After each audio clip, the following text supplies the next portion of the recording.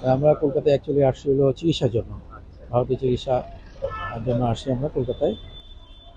ভারতের দ্বিতীয় বৃহত্তম বাংলাদেশি পর্যটকের শিরোপা আগেই ছিনিয়ে নিয়েছিলেন বাংলাদেশি পর্যটকরা। এবার ঈদ উৎসবে রেকর্ড সংখ্যক বাংলাদেশি প্রতিবেশী এই দেশটিতে বেড়াতে আসার রেকর্ডও গড়লেন। বাংলাদেশের পেট্রাপোল ও ভারতের বেনাপোল স্থল সীমান্ত বন্দর কর্তৃপক্ষ বলছে, বাংলাদেশে চলমান ঈদ উৎসবের ছুটির পরই ভিড় বেড়েছে সীমান্তে।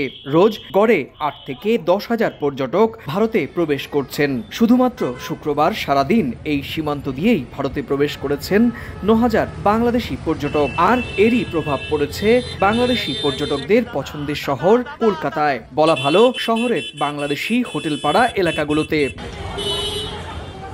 ঈদের দীর্ঘ ছুটিতে যে যার পরিকল্পনা নিয়ে ঢুকেছেন পছন্দের শহর সিটি অফ জয়ে। দার্জিলিং যাব, তারপরে আবার ফিরে আসবো কলকাতায়, তারপরে কেনাকাটা করি, তারপরে বিকাশে কম খরচে ক্যাশ আউটের লিমিট বেড়ে ৫০,০০০, প্রিয় এজেন্টও ২টা।